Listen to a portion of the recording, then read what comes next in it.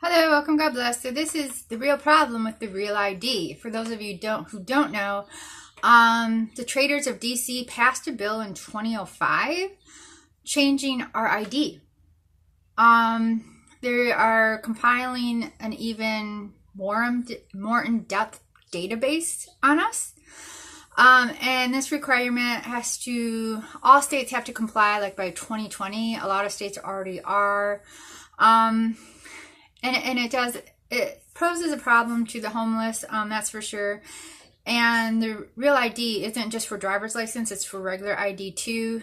So this affects everyone across the board, whether you drive or not, whether you have a house or not. So not only do they want your address and phone, but they actually want proof of your residence. That's a massive issue when you're homeless. They also want your birth certificate and social security card. Those are real issues when you're homeless.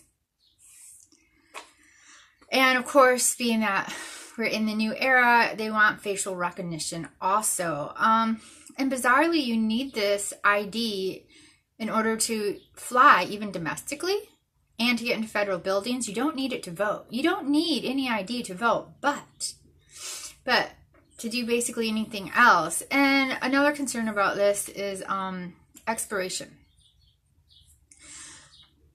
When you're a lot of homeless people, they may have an old ID, but they weren't able to get it renewed.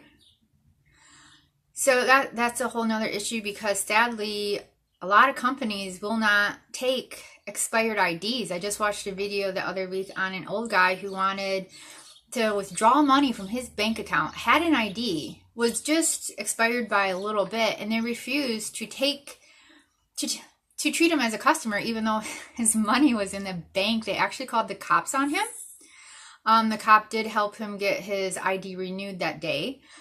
But this is a real issue between if you do have a bank and have a bank account, if you want to get a job, even if you need, to go into a federal building. A lot of people, whether you're getting help from a government group or you have community service you have to do because of something you've done, this is problematic. Yeah, but even now, to get an ID, you have to have a proof of residency and your ID. And your birth certificate, which I'd really like to know how this works when you're adopted and it was a sealed adoption, especially when you no longer have it. Because that's not uncommon in the homeless community not to have some really basic information, and you definitely don't have any proof of residency. So yeah, you may think this is no biggie, but it is for everyone. It just really is. I know I saw an interesting thing on Ron Paul and Aaron Russo, and just how this compliancy, this forced having to have papers on you at all times to prove who you are, having anything expired be an issue, having checkpoints. Free nations don't have checkpoints. And in a free nation, I really shouldn't have to have an ID, especially on me 24/7. Of course, there should be about 90% of our law should be outlawed, because it doesn't encourage or promote freedom. It's really sad that traders in DC have sold this nation to another nation that would give $10.5 million to a day.